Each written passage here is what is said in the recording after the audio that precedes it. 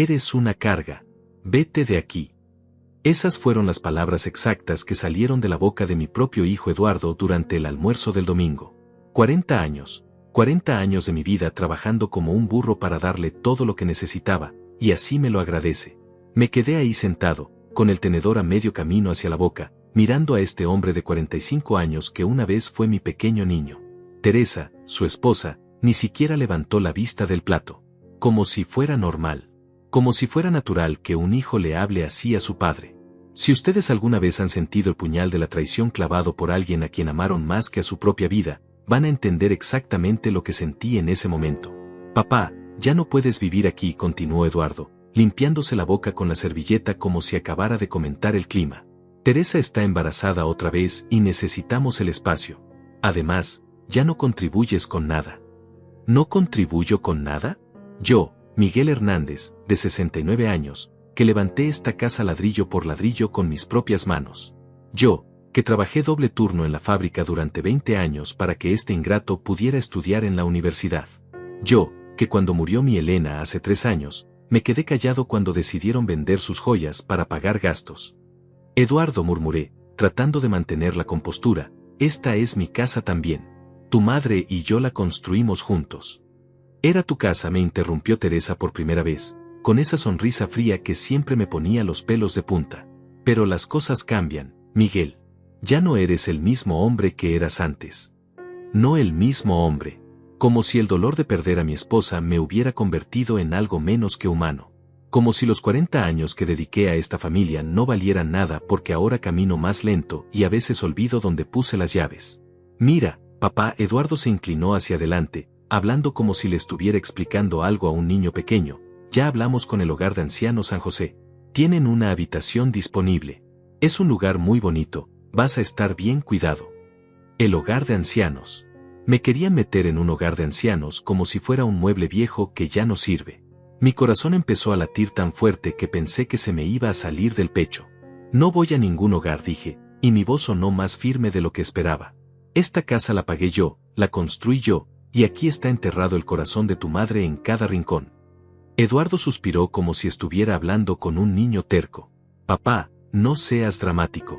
La casa está a mi nombre desde hace 2 años. Ya se te olvidó que tú mismo firmaste los papeles. Y ahí fue cuando el mundo se me vino abajo. Porque sí, yo había firmado esos papeles. Eduardo me había dicho que era solo por temas de impuestos y que así sería más fácil cuando algo me pasara. Nunca imaginé que los usaría para echarme de mi propia casa. Tienes hasta mañana para empacar tus cosas, dijo Teresa, levantándose de la mesa. El camión del hogar viene a las 2 de la tarde. Me quedé ahí sentado, viendo cómo la mujer de mi hijo recogía los platos como si acabara de decidir qué ver en la televisión. Eduardo ya se había ido a la sala, y podía escuchar el ruido del partido de fútbol. 40 años. 40 años de levantarme a las 5 de la mañana para ir a trabajar. 40 años de llegar a casa cansado, pero siempre con una sonrisa para mi familia. 40 años de sacrificar mis sueños, mis deseos, mi propia felicidad por darles a ellos una vida mejor. Y esto era lo que recibía a cambio. Me levanté lentamente de la mesa, mis piernas temblando no por la edad, sino por la rabia y la tristeza que me consumían por dentro. Caminé hacia mi habitación, la habitación que había compartido con Elena durante tantos años, y me senté en la cama. En la mesita de noche todavía estaba la foto de nuestra boda. Elena con ese vestido blanco que había cosido ella misma, y yo con mi único traje bueno, sonriendo como si el mundo entero nos perteneciera. Perdóname, mi amor, le susurré a la foto. Perdóname por no haber sabido proteger lo que construimos juntos. Pero en ese momento, mientras empacaba mis pocas pertenencias en una maleta vieja, algo dentro de mí se endureció. No iba a ir a ningún hogar de ancianos. No iba a dejar que me trataran como basura.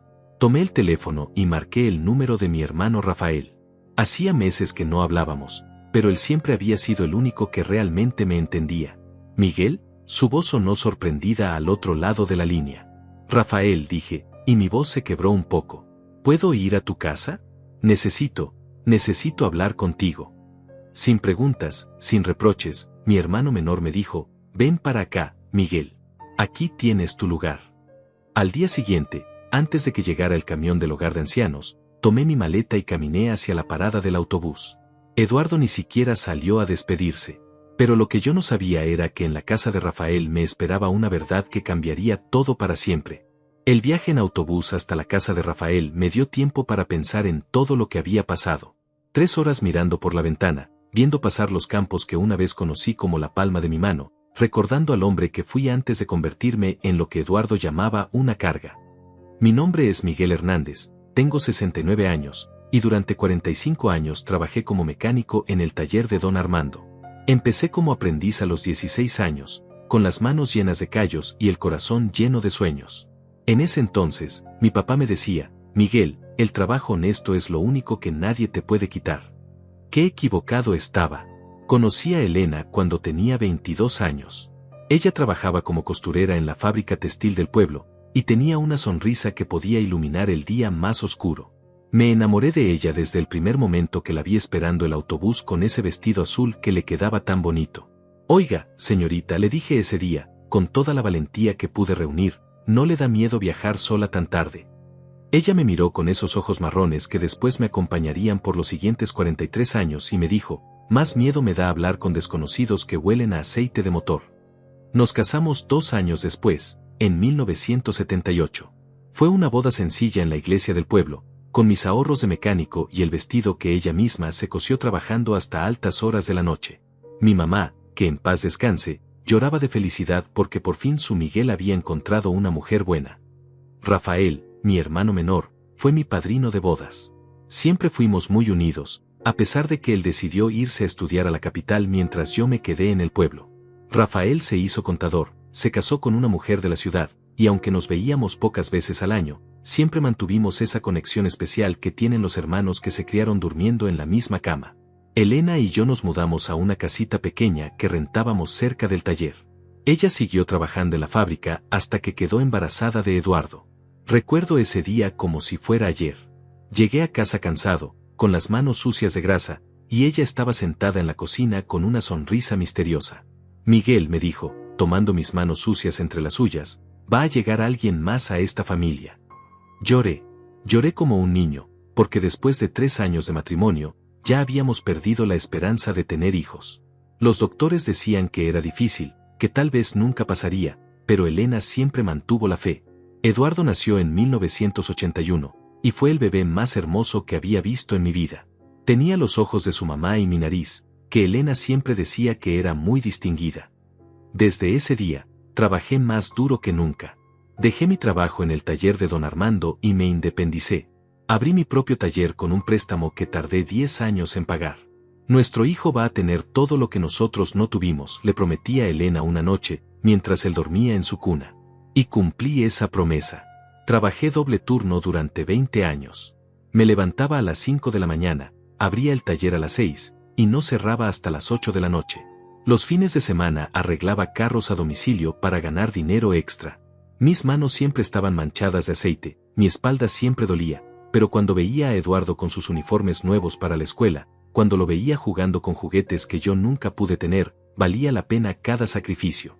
Elena dejó de trabajar para cuidar al niño, pero ella tenía un don especial para hacer que el dinero rindiera. Cosía ropa para las señoras del pueblo, hacía pasteles para vender, y siempre, mantenía nuestra casa como un palacio.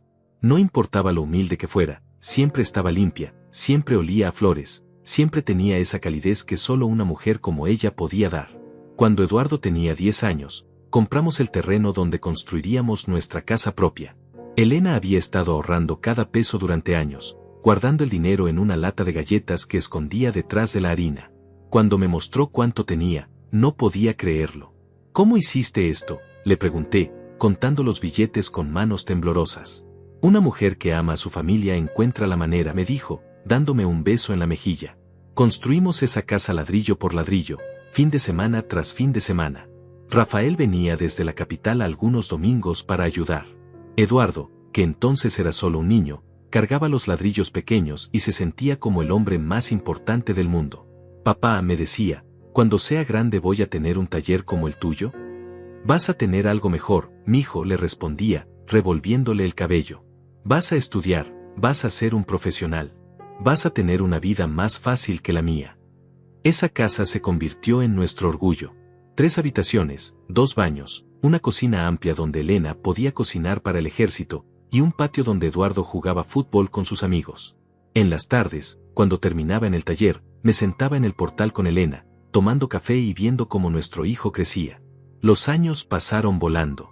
Eduardo era un buen estudiante, no el mejor, pero lo suficientemente bueno para conseguir una beca parcial en la universidad. Yo pagué el resto trabajando incluso más duro. Vendí mi camioneta vieja y me compré una bicicleta para ir al taller. Elena vendió todas sus joyas, excepto el anillo de matrimonio, para ayudar con los gastos.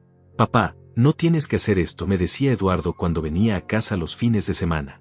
Puedo trabajar medio tiempo. Tú concéntrate en estudiar, le respondía. Para eso estamos tu mamá y yo. Cuando se graduó de ingeniero, fue el día más feliz de mi vida. Elena lloró durante toda la ceremonia, y yo tenía el pecho tan inflado de orgullo que pensé que se me iba a reventar el corazón. Lo logramos, mi amor, le susurré a Elena mientras veíamos a nuestro hijo recibir su diploma. Nuestro hijo es un profesional. Eduardo consiguió trabajo en la capital, en una empresa importante. Se casó con Teresa, una mujer que desde el principio me pareció un poco fría, pero que Eduardo amaba, y eso era lo importante. Tuvieron 2 hijos, mis nietos, que venían a visitarnos cada mes. Elena se desvivía por esos niños. Les tejía suéteres, les cocinaba sus comidas favoritas, les contaba cuentos antes de dormir. Yo les enseñaba a arreglar cosas pequeñas en el taller, y ellos me decían abuelo Miguel con tanta dulzura que se me partía el corazón de amor. Pero las cosas empezaron a cambiar cuando Elena se enfermó. Primero fueron dolores de cabeza que no se quitaban, luego la pérdida de memoria, después la confusión. Los doctores dijeron que era Alzheimer, y que no había mucho que hacer. No te preocupes, mi amor, le decía todas las noches, mientras la ayudaba a tomar sus medicinas. Vamos a luchar contra esto juntos. Durante 3 años, la cuidé como ella me había cuidado a mí toda la vida. Cerré el taller más temprano para estar con ella. Contraté a una señora para que la acompañara cuando yo no podía. Gasté todos nuestros ahorros en doctores, medicinas, tratamientos que prometían milagros pero que nunca llegaron. Eduardo venía a visitarnos, pero cada vez menos. Siempre tenía excusas, el trabajo, los niños, Teresa estaba ocupada. Cuando Elena murió hace 3 años, lloré como nunca había llorado en mi vida. Sentí que se me había arrancado la mitad del alma. Papá, me dijo Eduardo después del funeral, no puedes quedarte solo en esa casa tan grande. ¿Por qué no te vienes a vivir con nosotros? Y yo, tonto de mí, pensé que era por amor. Pensé que mi hijo quería cuidar de su padre como yo había cuidado de él. Vendí el taller, vendí mi camioneta, vendí todo lo que pude vender, y me fui a vivir con ellos. Al principio todo parecía normal. Ayudaba con las tareas de la casa, jugaba con mis nietos, cocinaba de vez en cuando. Pero poco a poco, empecé a notar las miradas, los comentarios, las quejas veladas. Miguel, no pongas la música tan alta, molesta a los vecinos. Miguel, no uses tanto papel higiénico, está muy caro. Miguel, no invites a tus amigos, esta no es tu casa. Y ahora, después de 2 años viviendo ahí, después de firmar los papeles que me quitaron mi propia casa, me habían echado como a un perro. El autobús se detuvo en la terminal de la ciudad donde vivía Rafael.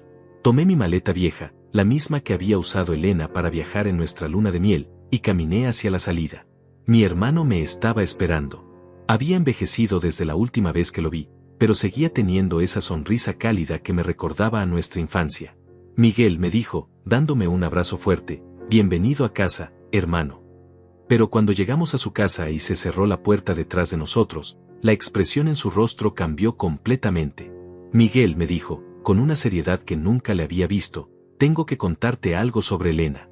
Algo que ella me pidió que te dijera solo si algo como esto pasaba. Y ahí fue cuando mi mundo se volvió a tambalear. Siéntate, Miguel, me dijo Rafael, señalando el sofá de su sala. Su voz tenía un tono que no había escuchado antes, como si estuviera cargando un peso muy grande. Lo que te voy a contar no es fácil, pero Elena me hizo prometerle que si algún día te trataban mal, si algún día te faltaran el respeto, te diría la verdad. Me senté despacio, sintiendo como si el suelo bajo mis pies fuera a desaparecer en cualquier momento. ¿Qué verdad? ¿Qué secreto había guardado mi Elena durante todos estos años? Hermano, Rafael se sentó frente a mí. Elena sabía que esto iba a pasar. Ella sabía que cuando muriera, Eduardo y Teresa te iban a tratar como si fueras una molestia. ¿De qué estás hablando? Le pregunté, sintiendo un nudo en la garganta. Rafael se levantó y fue hacia una cómoda vieja. De uno de los cajones sacó una caja de zapatos amarrada con un listón rojo. La reconocí inmediatamente, era la caja donde Elena guardaba sus cosas más preciadas. Elena me trajo esto hace 4 años, cuando recién le habían diagnosticado el Alzheimer, dijo Rafael, colocando la caja sobre la mesa. Me dijo, Rafael, si algún día mi Miguel sufre por culpa de nuestro hijo, dale esto. Adentro está toda la verdad. Mis manos temblaban cuando desaté el listón. Adentro había cartas, fotografías, y lo que parecían ser recibos y documentos. Tomé la primera carta. Estaba escrita con la letra de Elena, pero era reciente, de hace apenas 4 años. Mi querido Miguel, comencé a leer en voz alta, si estás leyendo esto, es porque nuestro hijo ha demostrado ser el hombre que siempre temí que fuera. Perdóname por no haberte contado esto antes, pero quería protegerte del dolor que yo estaba sintiendo. Paré de leer. El corazón me latía tan fuerte que podía escucharlo en mis oídos. ¿Qué dolor?, le pregunté a Rafael. Sigue leyendo, hermano. Desde hace años, Miguel, he notado cómo Eduardo nos ve. No como a sus padres, sino como a un obstáculo. Cuando venía a visitarnos, siempre preguntaba por el dinero, por la casa, por lo que íbamos a hacer cuando nos pusiéramos viejos. Nunca preguntaba cómo estábamos, nunca se quedaba más tiempo del necesario. Me detuve otra vez. Esto no podía ser cierto. Eduardo era mi hijo, mi orgullo, el niño al que había criado con tanto amor. Elena documentó todo, me dijo Rafael suavemente. Sigue leyendo. Recuerdo el día cuando cumpliste 65 años, Miguel.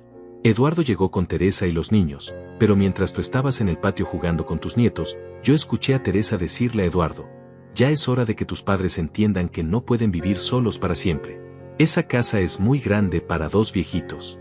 Eduardo le respondió, tienes razón, pero mi papá es muy terco. Vamos a tener que ser inteligentes. Las palabras se me trabaron en la garganta. Recordaba ese día perfectamente. Había sido uno de los cumpleaños más felices de mi vida, rodeado de mi familia, sintiendo que todo el trabajo y sacrificio habían valido la pena. Elena siguió escribiendo, me dijo Rafael. Hay más. Después de eso, Miguel, empecé a prestar atención a las cosas pequeñas. Cuando Eduardo venía solo, siempre revisaba la casa como si estuviera tasando una propiedad. Abría los armarios, preguntaba por las joyas que me habías regalado, quería saber si teníamos dinero ahorrado. Una vez lo descubrí midiendo las habitaciones con sus pasos. Me levanté del sofá, caminando hacia la ventana. No podía creer lo que estaba leyendo. Mi hijo, mi propio hijo, había estado planeando todo esto desde hacía años. Miguel, la voz de Rafael me hizo voltear. Hay algo más. Elena no solo escribió cartas. Ella grabó conversaciones. ¿Cómo? ¿Recuerdas esa grabadora pequeña que le regalaste para que grabara las recetas de tu mamá? Elena la usó para grabar las visitas de Eduardo y Teresa. Especialmente las conversaciones que tenían cuando pensaban que ella estaba durmiendo o confundida por la enfermedad. Rafael sacó una grabadora vieja de la caja. Era la misma que le había comprado a Elena hacía años, cuando quería preservar las recetas familiares para las generaciones futuras. ¿Quieres escuchar?, me preguntó.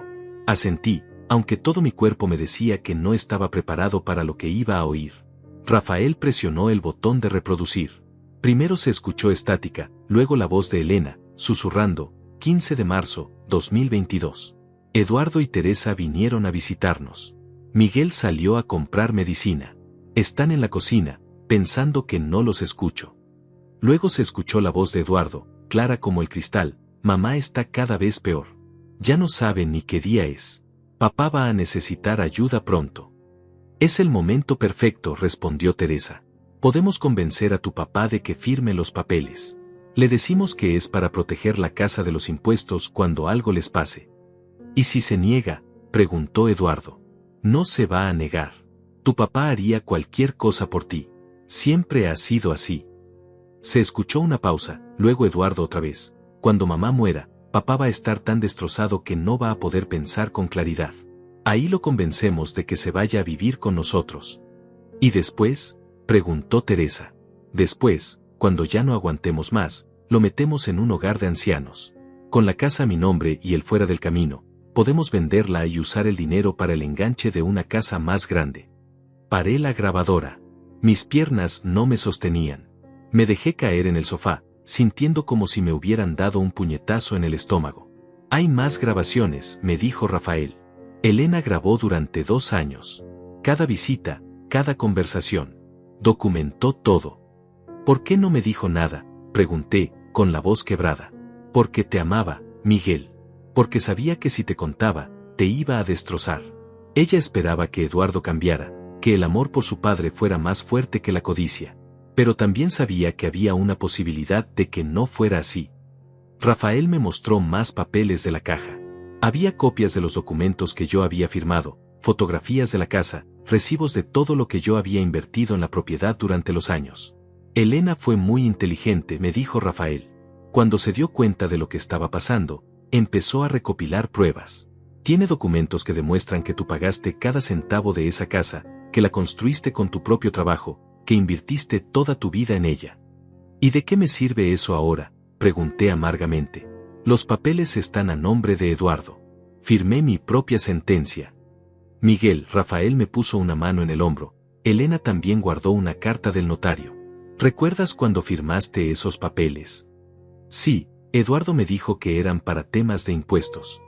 Pero tú nunca leíste lo que firmaste, ¿verdad? Negué con la cabeza, avergonzado. Había confiado ciegamente en mi hijo. El notario le explicó a Elena que esa transferencia no era válida si se hacía bajo engaño. Si se puede probar que Eduardo te mintió sobre el propósito de los documentos, la transferencia se puede anular. Por primera vez en días, sentí una pequeña chispa de esperanza. Pero hay algo más, continuó Rafael.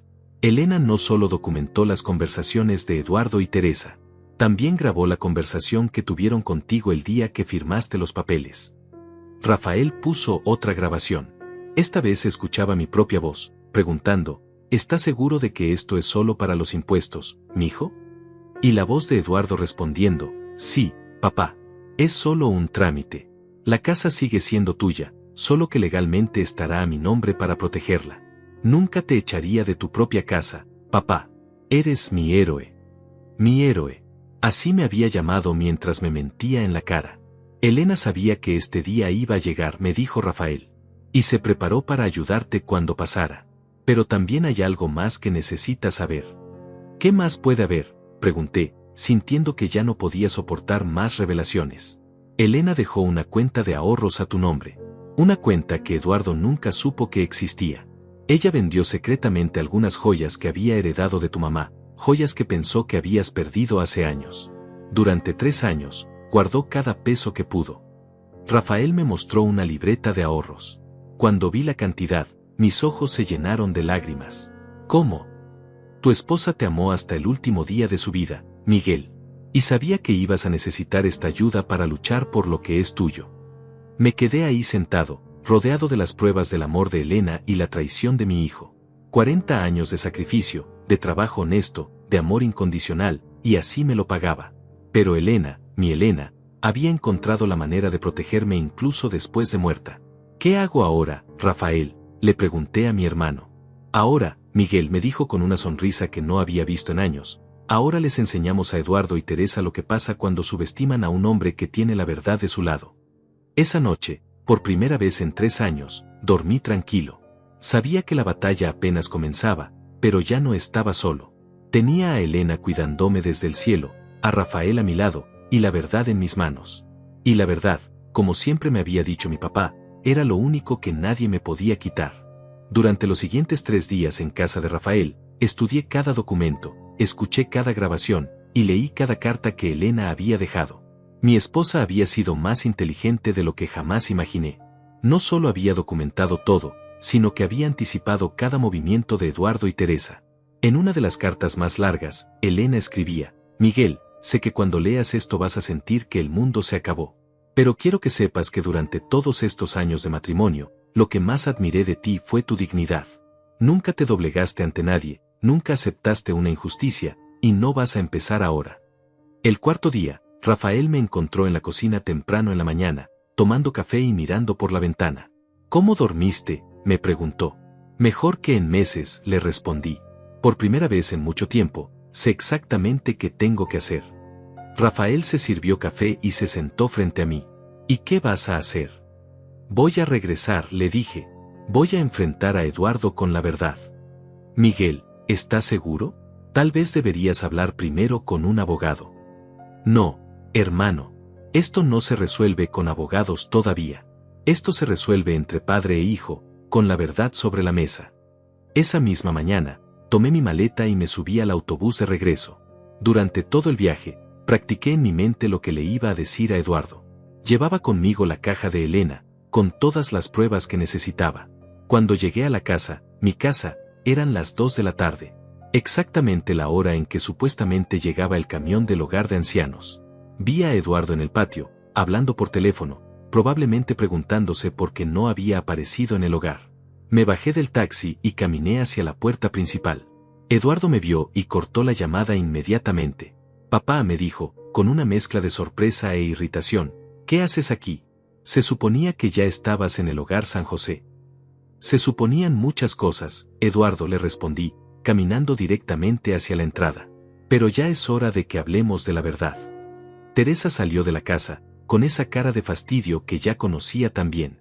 Miguel, ya te dijimos que no puedes estar aquí. Los niños necesitan estabilidad.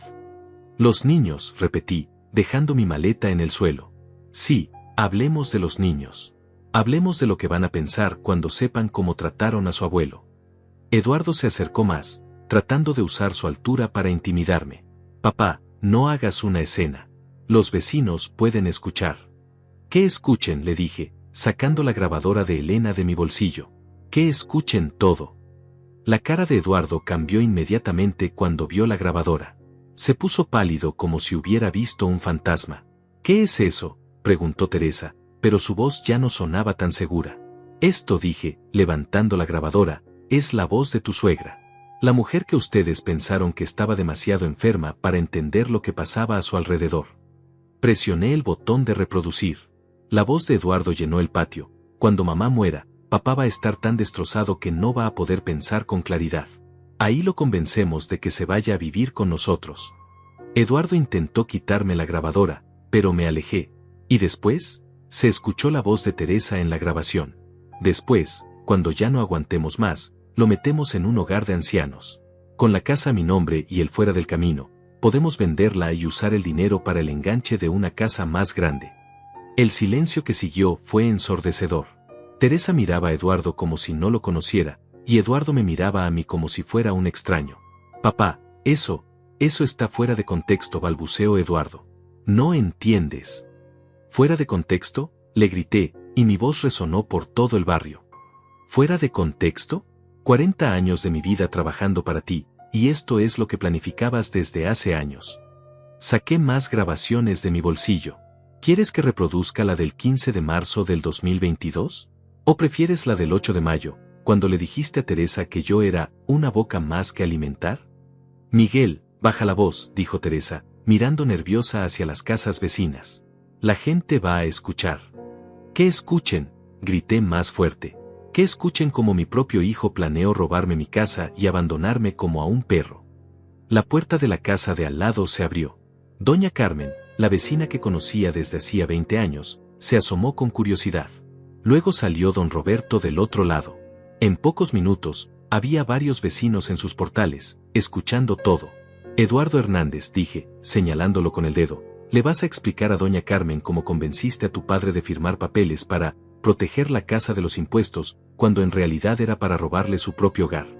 Doña Carmen se llevó las manos a la boca.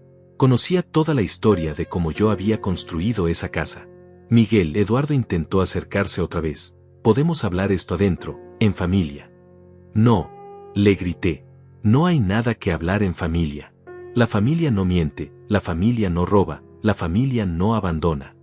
Saqué la caja de Elena y la puse sobre el capó del carro de Eduardo.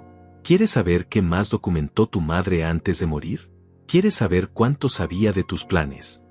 Eduardo y Teresa se miraron, y por primera vez vi miedo real en sus ojos.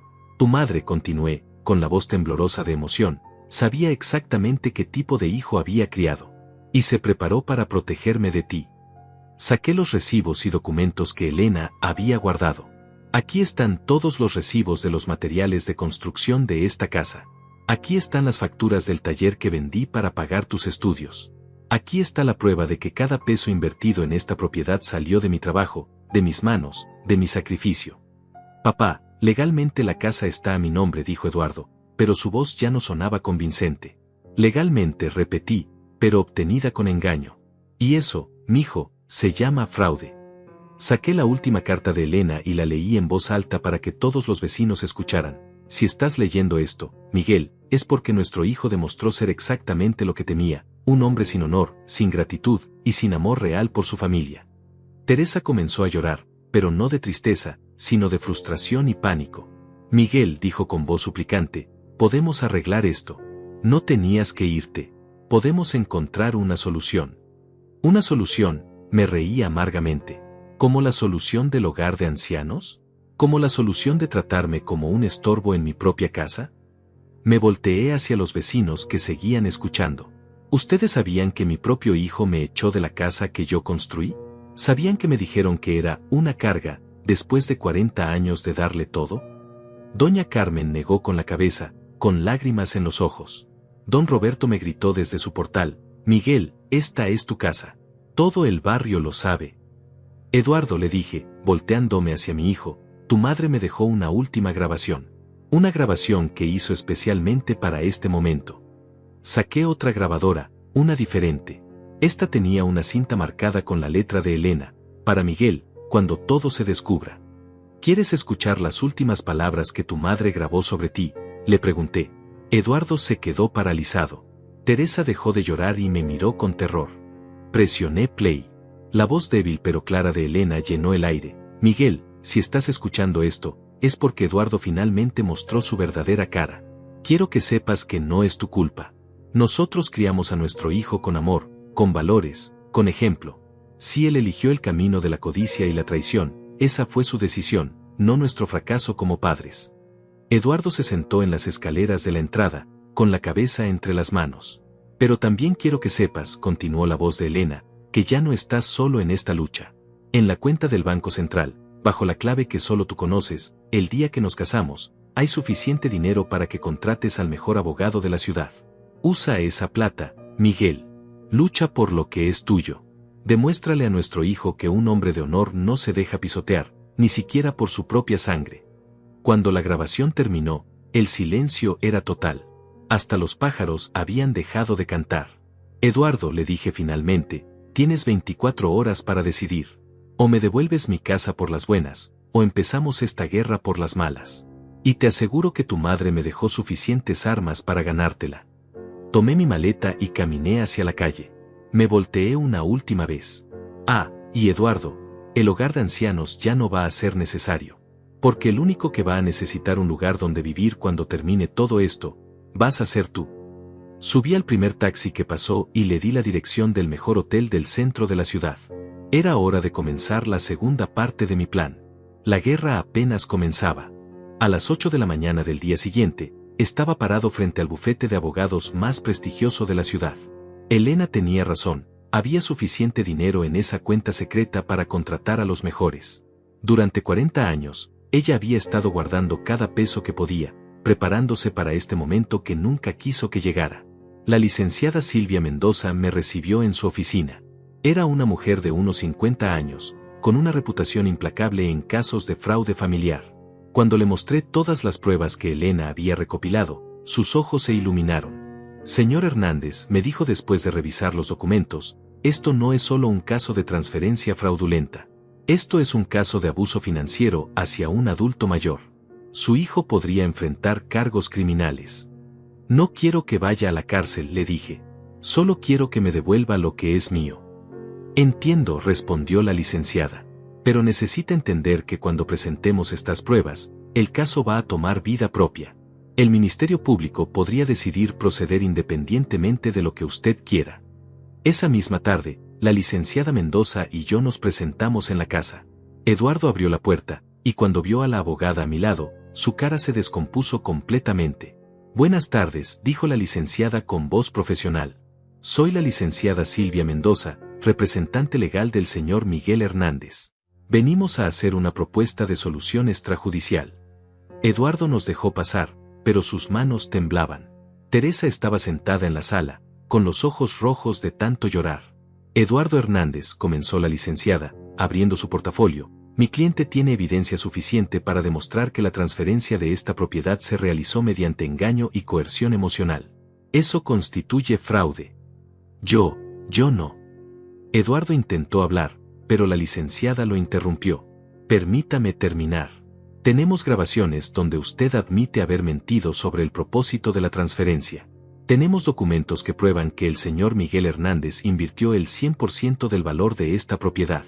Y tenemos testimonios de vecinos que pueden confirmar la construcción y mejoras realizadas por mi cliente.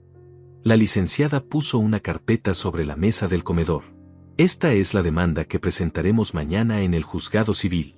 Pero mi cliente, en su generosidad, está dispuesto a resolver esto sin llegar a tribunales. ¿Qué quieren?, preguntó Teresa con voz quebrada. Es muy simple, respondí yo, tomando la palabra. Quiero que Eduardo firme voluntariamente la reversión de la transferencia. La casa vuelve a mi nombre, y yo me comprometo a no presentar cargos por fraude. Eduardo se levantó del sofá como si tuviera resortes. Papá, pero nosotros invertimos dinero en esta casa también.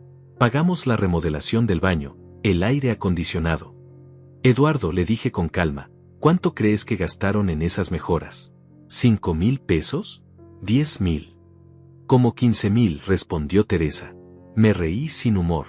Yo invertí más de 200,000 pesos en esta casa a lo largo de 20 años. Los documentos lo prueban.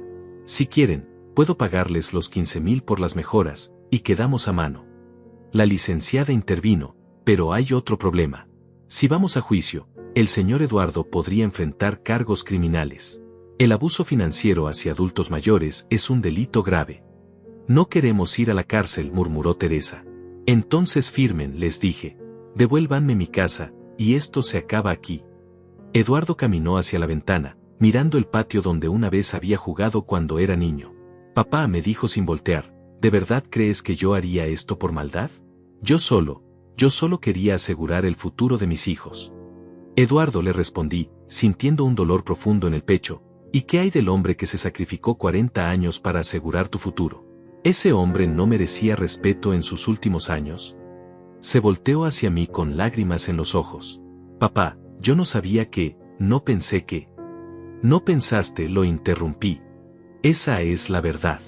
No pensaste en el dolor que me causarías. No pensaste en todo lo que había sacrificado por ti. Solo pensaste en lo que podías obtener. La licenciada puso los documentos de reversión sobre la mesa. Pueden firmarlo ahora, o nos vemos en el juzgado mañana. Ustedes deciden. Teresa fue la primera en acercarse a la mesa. Eduardo, firma. No podemos arriesgarnos a que vayas a la cárcel. Si firmo, dijo Eduardo, ¿dónde vamos a vivir? Tenemos 2 hijos. Ese, le dije, es tu problema ahora. Igual que fue mi problema cuando me dijiste que me fuera de mi propia casa. Eduardo tomó la pluma con manos temblorosas. Papá, después de esto, todavía voy a ser tu hijo. La pregunta me golpeó como un puñetazo. Lo miré a los ojos, este hombre de 45 años que una vez había sido mi pequeño niño, y sentí una mezcla de amor y decepción que nunca podré describir. Eduardo, le dije, siempre vas a ser mi hijo. Pero ahora tienes que demostrar qué tipo de hombre eres.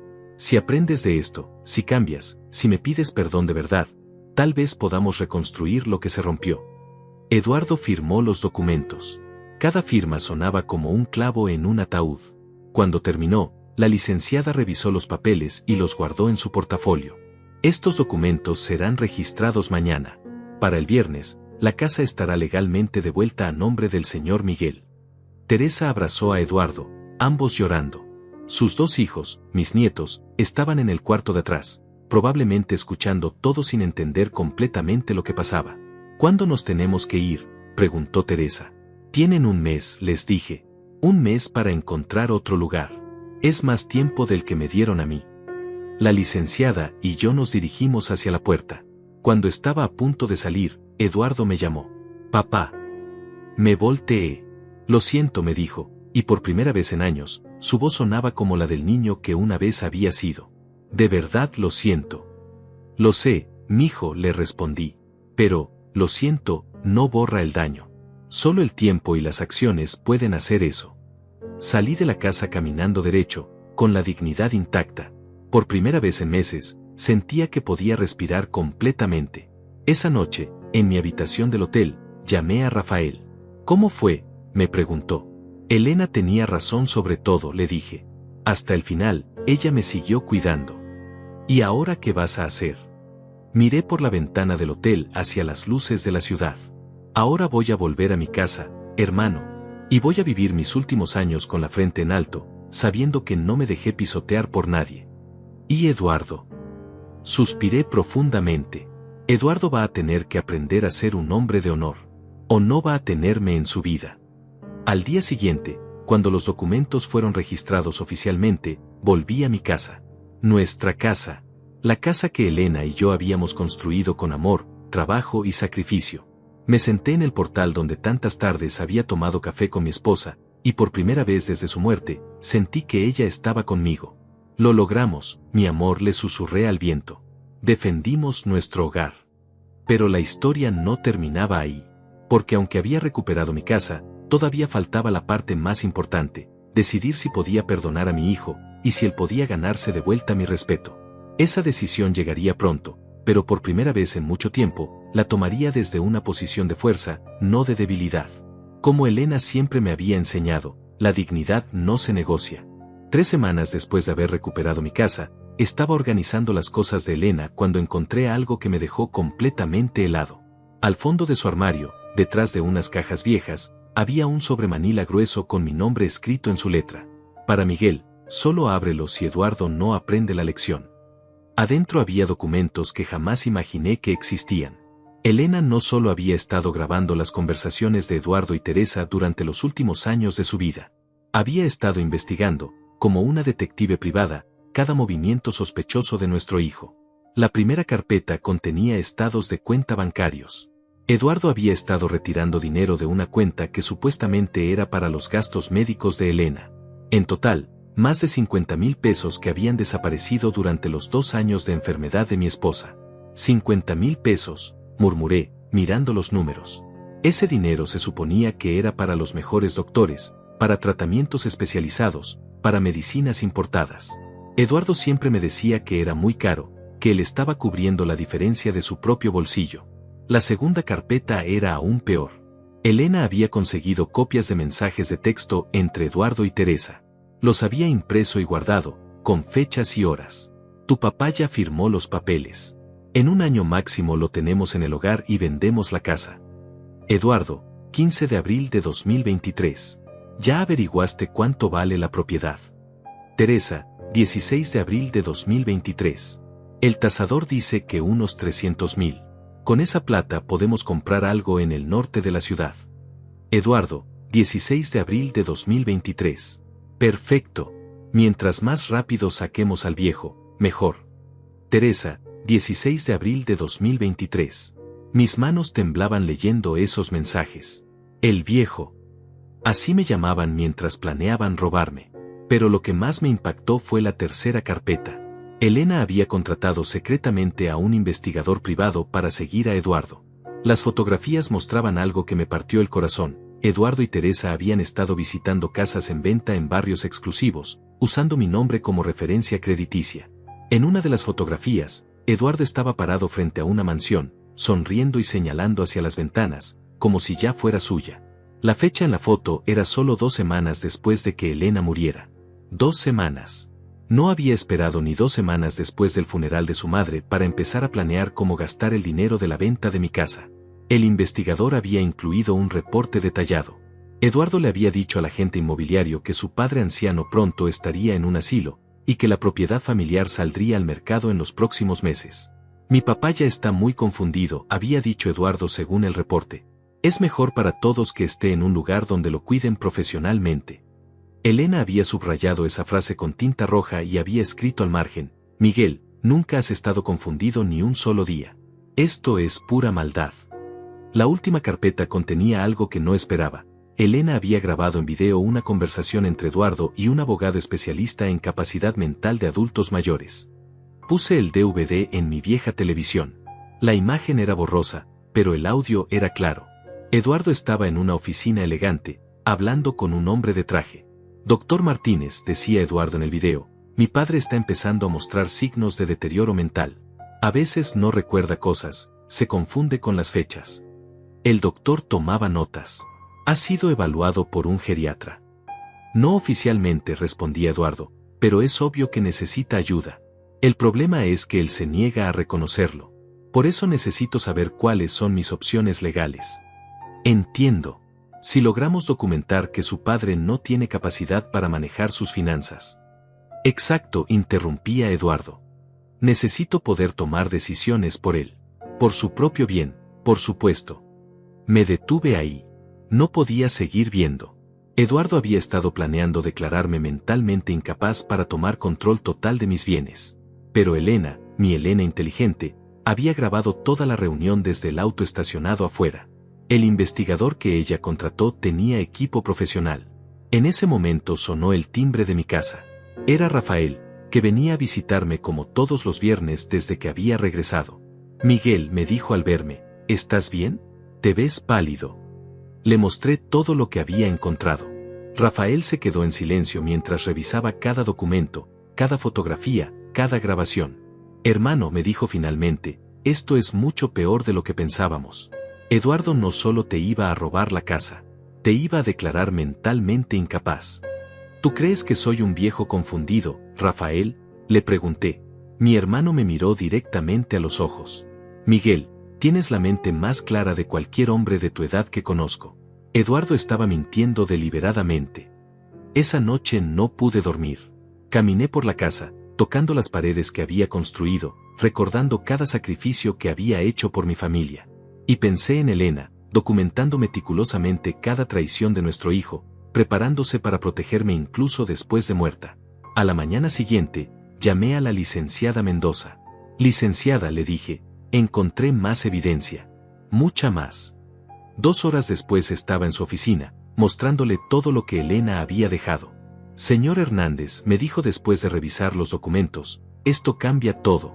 Su hijo no solo cometió fraude en la transferencia de la casa. Intentó cometer fraude médico, usó su nombre sin autorización para referencias crediticias, y malversó fondos destinados a la atención médica de su esposa. ¿Qué significa eso? Significa que podríamos presentar múltiples demandas criminales. Eduardo podría enfrentar varios años de prisión. Me quedé callado, pensando. Parte de mí quería justicia completa. Pero otra parte de mí, la parte que recordaba al niño pequeño que una vez había corrido hacia mí gritando «papá», cada vez que llegaba del trabajo, no podía soportar la idea de verlo en la cárcel. Licenciada, le dije finalmente, quiero que Eduardo sepa que tengo esta evidencia. Quiero que entienda completamente lo que hizo. Pero antes de decidir si vamos a corte, quiero darle una última oportunidad. ¿Una oportunidad para qué? Para comportarse como un hombre de honor. Para admitir lo que hizo, devolver el dinero que robó, y pedirme perdón de verdad. La licenciada me miró con respeto. Es usted un hombre muy generoso, señor Hernández. No es generosidad, le dije. Es que Elena me enseñó que la venganza no trae paz. Pero la justicia sí. Esa tarde, le pedí a la licenciada que citara a Eduardo y Teresa a su oficina. Cuando llegaron, pensaban que era para firmar algunos papeles finales sobre la casa. Eduardo, dije cuando entraron, tu madre te dejó un último regalo. Puse sobre la mesa todas las carpetas que Elena había preparado. Eduardo abrió la primera y su cara se puso del color de la ceniza. Papá, yo puedo explicar. No, lo interrumpí. No vas a explicar nada. Vas a escuchar. Durante la siguiente hora, revisamos cada documento, cada fotografía, cada grabación. Teresa lloraba. Eduardo temblaba. Tu madre, le dije al final, sabía exactamente qué tipo de hombre eras. Y se preparó para protegerme de ti. Eduardo se puso de pie bruscamente. Papá, ella me estaba espiando. Eso no es normal. No es normal, le grité. ¿Y es normal que planearas declararme loco? ¿Es normal que robaras el dinero de las medicinas de tu madre moribunda? Eduardo se derrumbó en la silla, finalmente entendiendo que no había escape. Eduardo, le dije con voz calmada, tienes 2 opciones. Puedes ir a prisión por fraude, malversación y uso indebido de identidad. O puedes comportarte como un hombre y arreglar esto. ¿Qué quieres que haga?, preguntó con voz quebrada. Quiero que me devuelvas cada peso que robaste. Quiero que escribas una carta de disculpa admitiendo todo lo que hiciste. Y quiero que te alejes de mi vida hasta que demuestres que puedes cambiar de verdad. Teresa lo miraba con horror, finalmente entendiendo la clase de hombre con quien se había casado. ¿Y si hago eso?, preguntó Eduardo. Si haces eso, le dije, no presentaré cargos criminales. Pero nunca volverás a tener mi confianza. Esa la perdiste para siempre. Eduardo aceptó. No tenía otra opción. Pero yo sabía que Elena había ganado. Incluso muerta, había protegido mi dignidad y me había dado las armas para defenderme. La verdad, como siempre, había prevalecido. Pensé que después de que Eduardo firmara la carta de disculpa y se comprometiera a devolverme el dinero robado, todo habría terminado. Qué ingenuo fui. 2 días después de la reunión en la oficina de la licenciada, comenzaron las llamadas. Primero fue mi hermana Leticia, que vive en Guadalajara y a quien no veía desde el funeral de Elena. Miguel, me dijo con voz preocupada. Eduardo me llamó. Me dijo que te estás comportando muy raro, que tal vez necesitas ayuda médica. ¿Qué le dijiste?, le pregunté, sintiendo un nudo en el estómago. Le dije que hablaría contigo. Miguel, ¿estás bien? ¿Es verdad que echaste a Eduardo de su propia casa? Su propia casa. Eduardo estaba contando su versión de la historia. Leticia, le dije con paciencia, esa no es su casa. Es mi casa. La casa que Elena y yo construimos.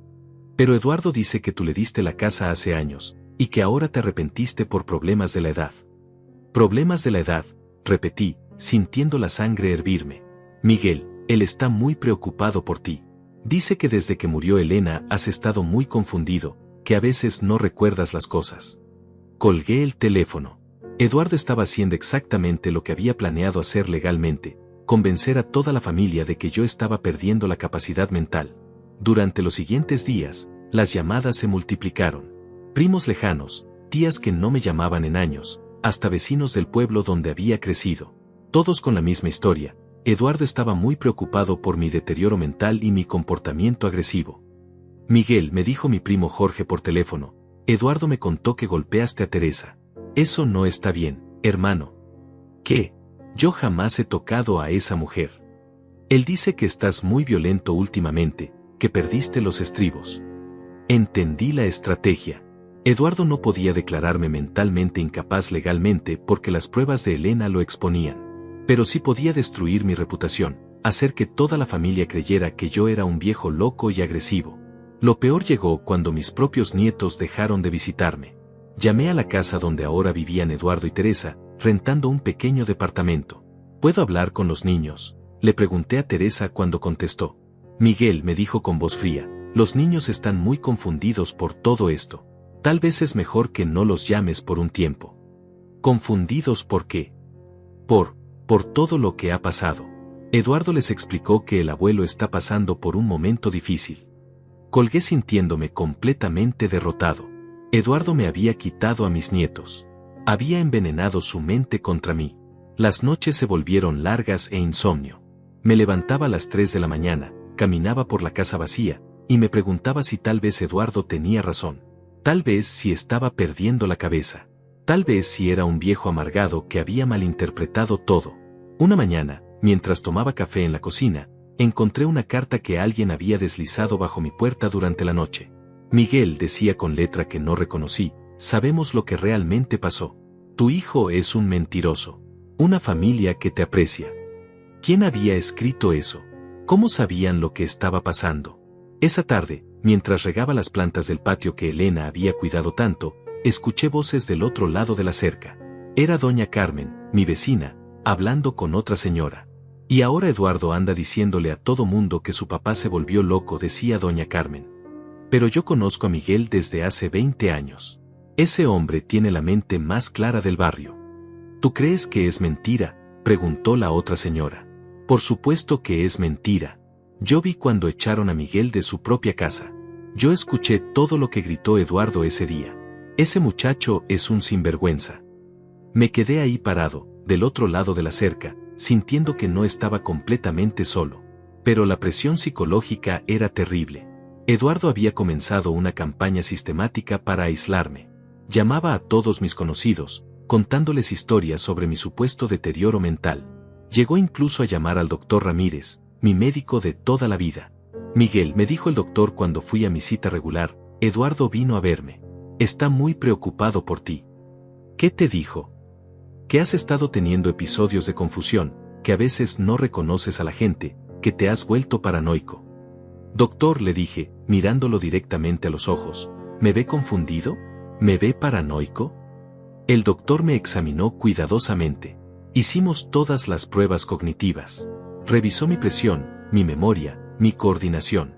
Miguel, me dijo al final, tienes la mente más clara que muchos hombres de 50 años.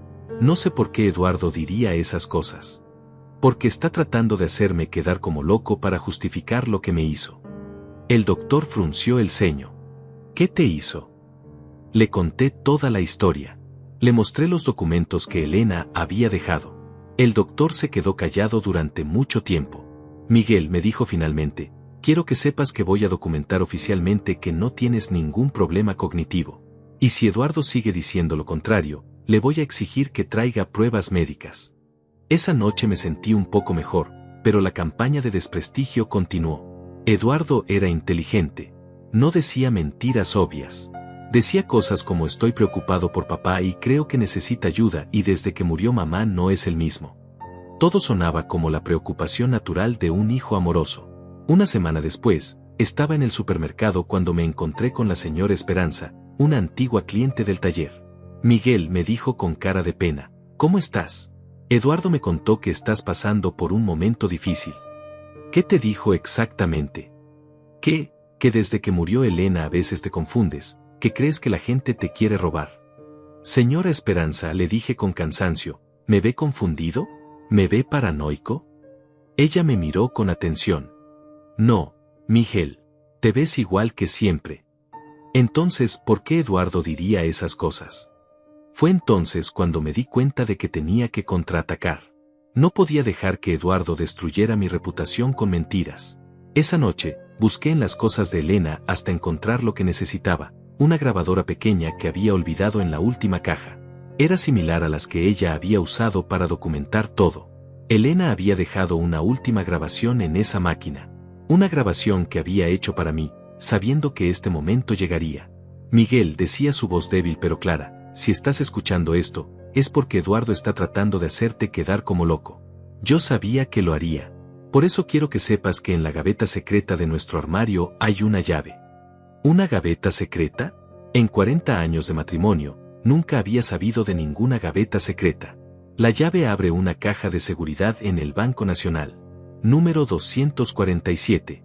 Ahí adentro está mi regalo final para ti, la prueba definitiva de que Eduardo ha estado mintiendo sobre tu salud mental desde hace años. Mi corazón empezó a latir fuerte. ¿Qué más había descubierto Elena? Miguel, continuaba su voz, cuando veas lo que está en esa caja, vas a entender que la guerra apenas está comenzando. Pero también vas a entender que ya tienes todo lo que necesitas para ganar. Encontré la llave exactamente donde Elena había dicho. Era pequeña, de bronce, escondida detrás de una foto nuestra de la luna de miel. Al día siguiente, fui al banco. La caja de seguridad contenía algo que me dejó sin palabras, grabaciones de Eduardo hablando con diferentes doctores, preguntando cómo podía demostrar que su padre tenía demencia. Elena había grabado esas conversaciones telefónicas desde hace 2 años. Doctor, se escuchaba la voz de Eduardo en una grabación. ¿Qué síntomas tendría que mostrar mi padre para que ustedes confirmen que tiene Alzheimer? ¿Su padre está mostrando síntomas?, preguntaba el doctor. Bueno, no exactamente, pero quiero estar preparado para cuando empiecen. Elena había documentado todo. Eduardo había estado preparándose para declararme mentalmente incapaz desde mucho antes de que ella muriera. Pero ahora yo tenía las pruebas. Era hora de contraatacar. La guerra estaba a punto de cambiar de rumbo. Con las nuevas grabaciones en mis manos, sabía que había llegado el momento de terminar esta guerra de una vez por todas. Pero no iba a hacerlo gritando en las calles como un viejo amargado. Lo iba a hacer con clase, con dignidad, y con la verdad como mi única arma. La primera llamada fue a la licenciada Mendoza. Licenciada, le dije, encontré más evidencia. Esta vez, vamos con todo. 2 horas después estaba en su oficina, mostrándole las grabaciones que Elena había dejado en la caja de seguridad. Señor Hernández, me dijo después de escuchar las cintas, esto es dinamita pura. Su hijo no solo cometió fraude, ha estado cometiendo difamación y calumnia de manera sistemática. ¿Qué podemos hacer? Podemos demandarlo por daño moral, difamación y conspiración para cometer fraude médico. Pero más importante, podemos presentar estas pruebas para restaurar completamente su reputación. ¿Cómo? La licenciada sonrió. Vamos a citar a Eduardo a declarar bajo juramento, en una audiencia pública, donde toda su familia pueda escuchar la verdad. Una semana después, Eduardo recibió la citación judicial. La audiencia sería en 15 días. Pero yo no iba a esperar tanto para empezar a limpiar mi nombre. Esa misma tarde, convoqué a una reunión familiar. Llamé a todos los que Eduardo había estado llamando, mi hermana Leticia, mi primo Jorge, mis cuñadas, hasta los vecinos que habían escuchado sus mentiras. Los invito a todos a mi casa este domingo a las 4 de la tarde, les dije a cada uno. Quiero que escuchen algo muy importante. El domingo, mi sala estaba llena. Venían con caras de preocupación, creyendo que iban a encontrar a un viejo confundido que necesitaba ayuda. Gracias por venir, les dije cuando todos estuvieron sentados. Sé que Eduardo les ha contado que estoy perdiendo la cabeza, que me estoy comportando de manera extraña. Leticia asintió con compasión. Miguel, estamos aquí para ayudarte. Perfecto, le respondí, sacando la grabadora. Entonces van a querer escuchar esto. Presioné play. La voz de Eduardo llenó la habitación. Doctor, ¿qué síntomas tendría que mostrar mi padre para que ustedes confirmen que tiene Alzheimer? El silencio que siguió fue absoluto. Todos me miraban con los ojos abiertos como platos. Esto, les dije, se grabó hace 2 años. Cuando Elena todavía estaba viva y yo estaba perfectamente bien. Puse otra grabación. Esta vez era Eduardo hablando con Teresa. Si conseguimos que un doctor diga que papá tiene demencia, podemos tomar control de todo sin que nadie sospeche. Leticia se llevó las manos a la boca. Jorge negó con la cabeza, incrédulo. Hay más, continué, sacando las carpetas que Elena había preparado. Aquí están todas las pruebas de cómo Eduardo planeó robarme mi casa, declararme mentalmente incapaz, y quedarse con todo lo que Elena y yo trabajamos durante 40 años. Durante la siguiente hora, les mostré todo. Los recibos del dinero robado de las medicinas de Elena. Los mensajes donde llamaban el viejo mientras planeaban echarme. Las fotografías de Eduardo viendo casas para comprar con el dinero de la venta de mi propiedad. Cuando terminé, Leticia estaba llorando. Jorge tenía los puños cerrados de la rabia. Miguel, me dijo Leticia, perdóname. Eduardo me mintió. Me hizo creer que... No tienes que pedirme perdón, le dije. Eduardo es muy convincente cuando quiere ser. Por eso Elena documentó todo. ¿Qué vas a hacer?, preguntó Jorge. Voy a hacer lo que Elena me enseñó, defender la verdad. Al día siguiente, llamé al doctor Ramírez y le pedí un favor especial. Doctor, le dije, quiero que haga una evaluación cognitiva completa, con testigos. Y quiero que los resultados sean públicos. ¿Para qué, Miguel? Para demostrar de una vez por todas que no tengo ningún problema mental. El doctor aceptó. La evaluación se realizó en presencia de 2 médicos especialistas, la licenciada Mendoza y Rafael como testigo familiar. 3 horas de exámenes exhaustivos. Memoria, coordinación, razonamiento lógico, capacidad de juicio. Todo. Señor Hernández, anunció el doctor Ramírez al final, usted tiene la capacidad cognitiva de un hombre de 50 años. No hay absolutamente ningún signo de deterioro mental. ¿Y eso lo va a poner por escrito?, le pregunté. Ya está escrito, me dijo, mostrándome un documento oficial. Y una copia va al archivo médico público, como usted pidió. Con el certificado médico en una mano y todas las pruebas de Elena en la otra, llegó el día de la audiencia judicial. Eduardo entró a la sala con un abogado que se veía caro. Tenía la arrogancia de alguien que todavía creía que podía manipular la situación. Su señoría, comenzó mi licenciada, vamos a demostrar que el demandado ha cometido un patrón sistemático de fraude, difamación y conspiración contra mi cliente. Durante las siguientes 2 horas, presentamos cada grabación, cada documento, cada prueba que Elena había recopilado. Eduardo se iba poniendo más pálido con cada revelación. Señor Eduardo Hernández, le dijo el juez cuando llegó su turno de testificar, niega usted haber dicho que su padre tenía problemas mentales. Eduardo miró a su abogado, buscando ayuda. Yo estaba preocupado por él. Niega haber consultado con múltiples médicos sobre cómo demostrar demencia en una persona sana. Yo no. Eso fue. ¿Niega haber planeado quedarse con la propiedad de su padre mediante engaño? Eduardo se quebró. Su señoría, yo solo quería proteger los intereses de mi familia. ¿Mintiendo sobre la salud mental de su padre? Yo, sí, señor. El juez dictó sentencia inmediatamente. Eduardo tenía que devolver todo el dinero robado, más daños punitivos por difamación. Además, tenía que publicar una disculpa pública en el periódico local, admitiendo que había mentido sobre mi capacidad mental.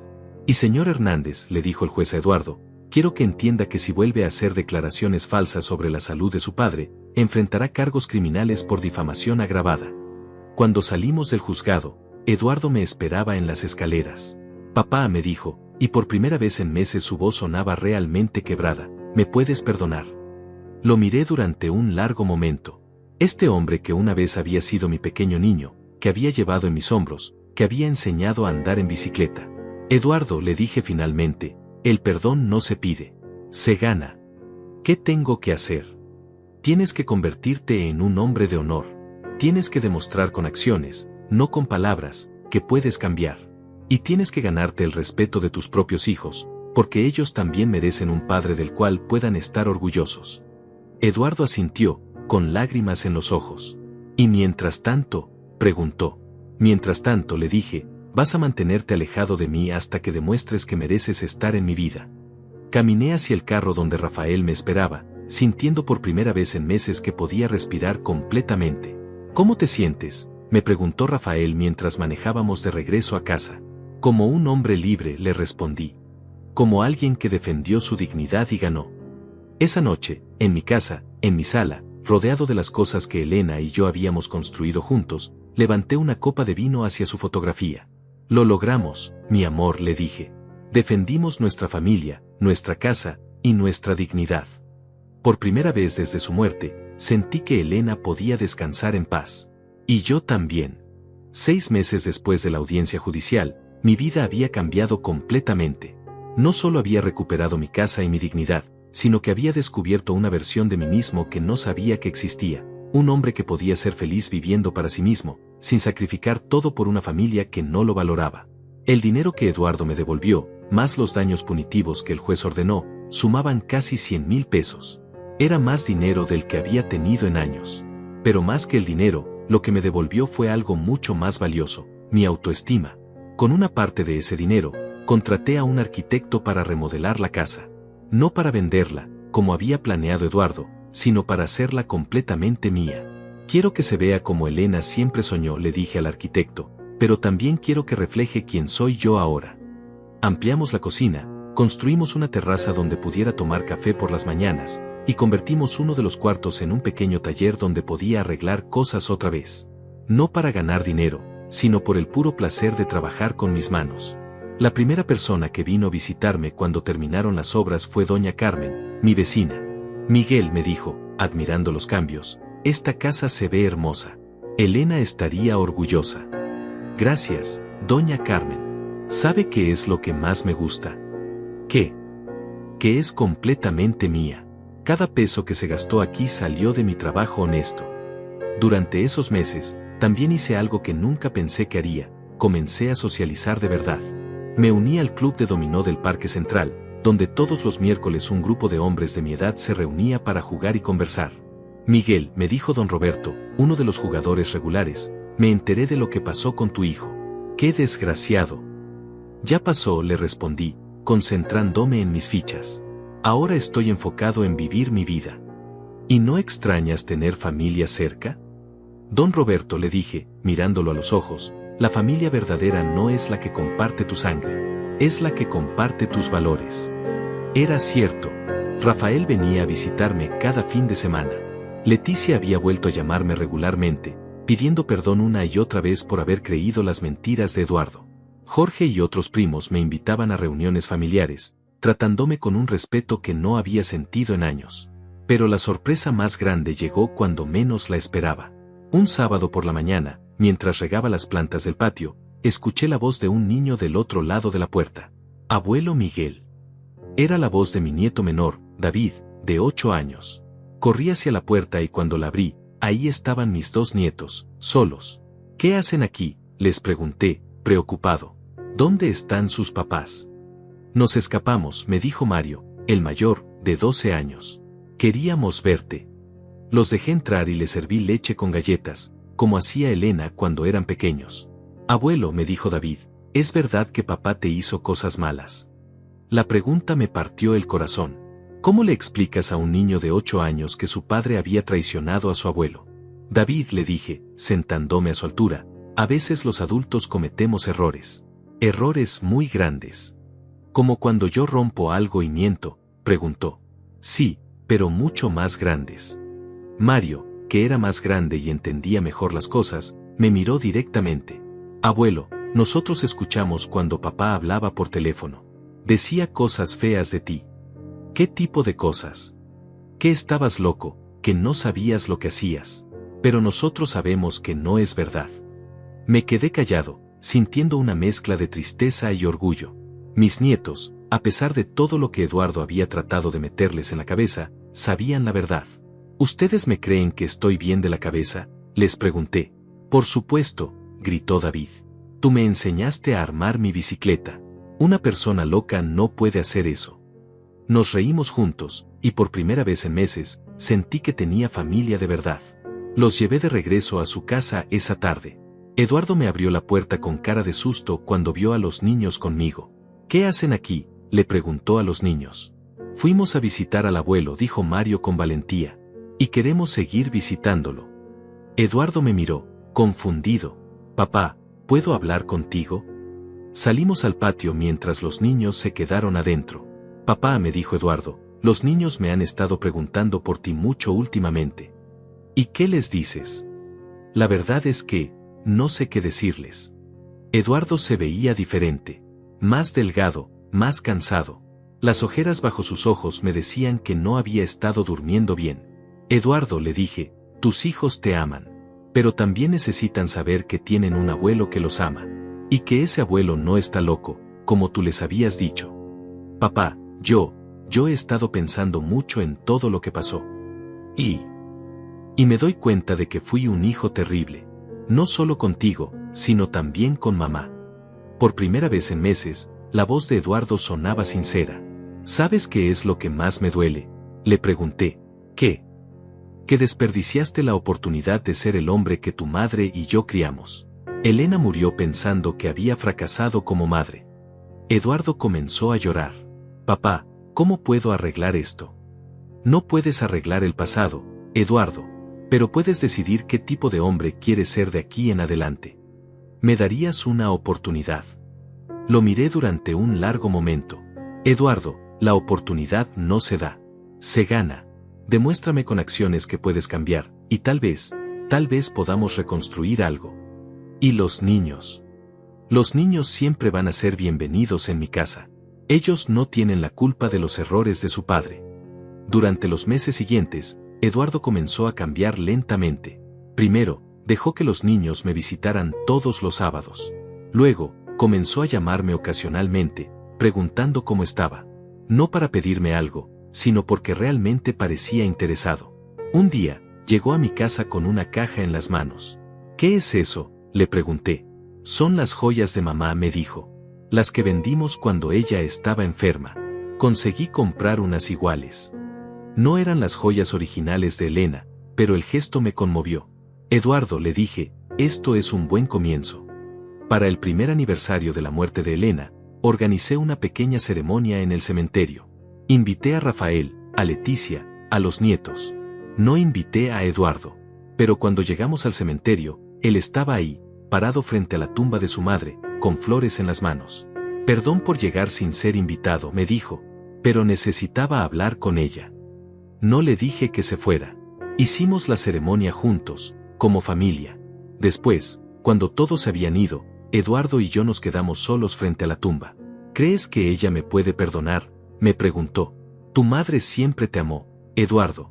Incluso cuando documentaba todas tus traiciones, lo hacía porque te amaba. ¿Y tú? ¿Tú me puedes perdonar? Eduardo, le dije, el perdón es un proceso. No es algo que pasa de un día para otro. Pero lo que sí te puedo decir es esto: si sigues demostrando que puedes ser un hombre de honor, si sigues siendo un buen padre para mis nietos, si sigues respetando la memoria de tu madre, entonces sí, tal vez algún día podamos ser padre e hijo otra vez. Hoy, un año después de toda esa pesadilla, puedo decir que encontré algo que nunca pensé que tendría: paz.